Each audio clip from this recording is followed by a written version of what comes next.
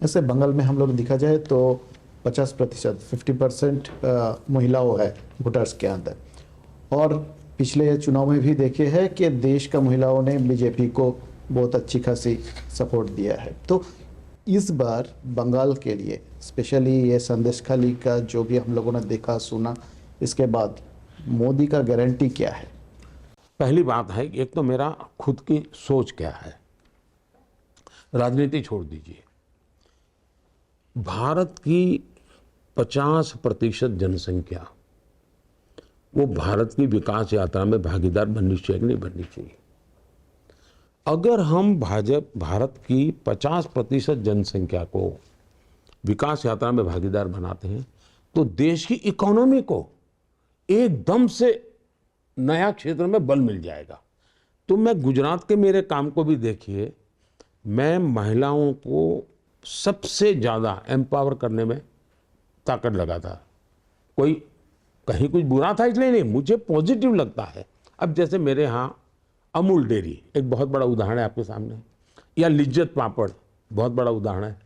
ये दोनों आज किसी भी कॉरपोरेट वर्ल्ड को कंपटीशन करते हैं, लेकिन दोनों महिलाओं के द्वारा चलती है। मतलब हमारे देश की महिलाओं की इतनी बड़ी ताकत है कि वो पूरी स्थिति बदल सकती। अब मैंने खादी पर बल दिया।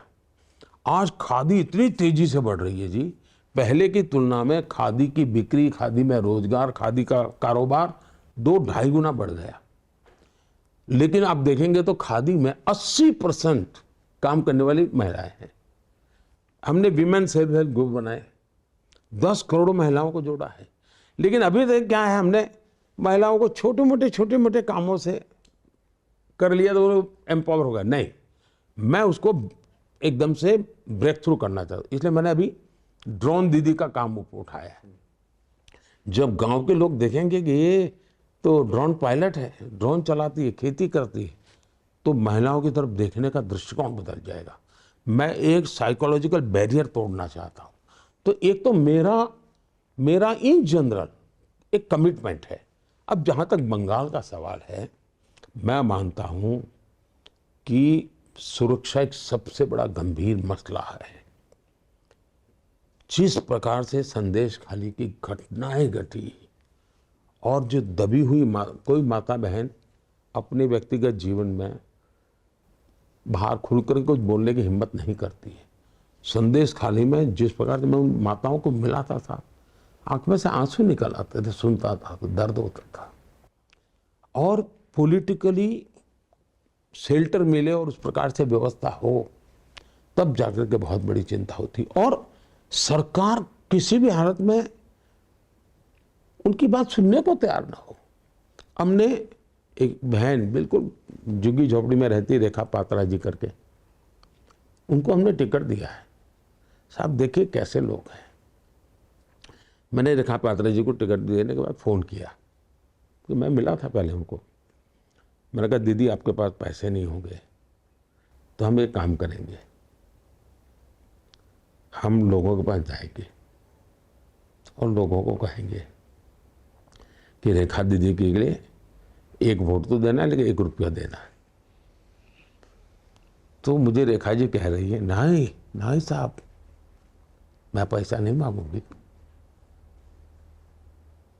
मैं पैसे नहीं मांगूंगी, मैं हाथ जोड़ के मांगूंगी कि वोट दो, मुझे पैसा नहीं चाहिए। साहब, जिस बंगाल में ये नारी शक्ति हो, वो बंगाल देश को आगे ले जा सकता है।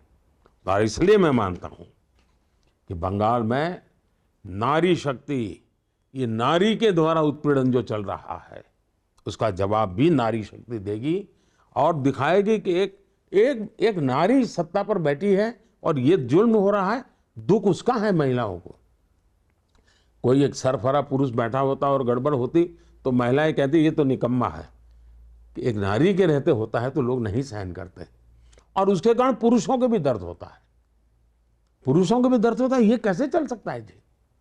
और उसके कारण बंगाल में मैं समझता हूँ एक बहुत बड़ा परिवर्तन, मैं बिल्कुल एक समय इंतजार करना है, वो कुछ नहीं है जी, सब बना बनाया पड़ा हुआ है जी।